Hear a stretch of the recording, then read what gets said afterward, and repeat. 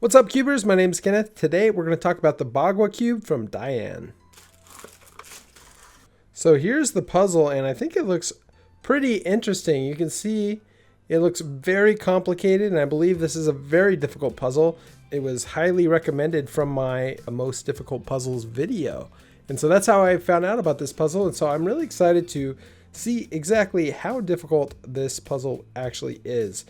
So here's the puzzle, and it looks really cool. It is basically a 3x3 that has some added functionality, and you can see all these extra lines here. So I believe if you make a 45-degree turn like that, you can then turn one of these faces, and yeah, that's cool. And then you can continue to scramble it up. That looks really cool.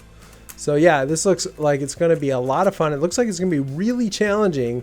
I have no idea if I can solve this puzzle. I have no idea how to even begin to start to try to solve it. So you can see I got the stickerless version. It looked like pretty much I've already bought it. If you wanted stickers, you'd apply them yourselves, and I'm just not into that. So each side has like an octagon. It looks like a yin yang symbol in there. I believe that's the name. That's where the name comes from, the Bagua. I think it's this octagon shape or something like that. But yeah, I really don't know much about that. You have to look at Wikipedia longer than I did. So I'm going to first have to scramble it up, I guess. And first, you scramble it up like a 3x3. So the 3x3 turning is just like, okay, there's so many pieces. There's a lot of things kind of catching.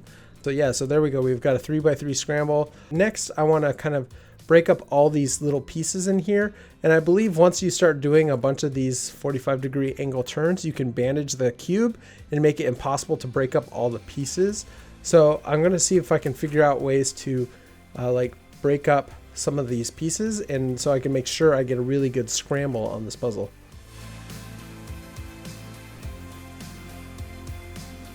I want to keep the cube shape as long as possible. So you can see I've been keeping it as a cube, and now what I'm going to do is I'm going to start doing more of the shape-shifting moves, and I'm going to let it get as messed up as possible.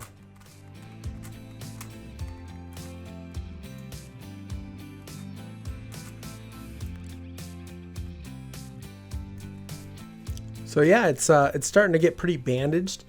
Some sides won't turn, so I've got this side here, and most of this side turns.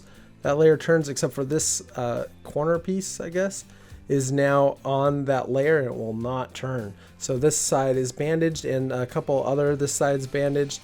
This side is free. So yeah, anyway, it's starting to get so bandaged that I don't know exactly what's going to turn and what isn't. Yeah, this is intimidating. And so now I'm going to actually turn off the camera, play with the puzzle a bit, try to, get it back to a cube. And yeah, I'll show you guys any progress I make. So it's only been a few seconds for you guys, but it's been a couple hours for me, and I've only gotten it back to a cube. And man, this has been really challenging, but it's also been a lot of fun trying to figure out ways to get it back in this cube.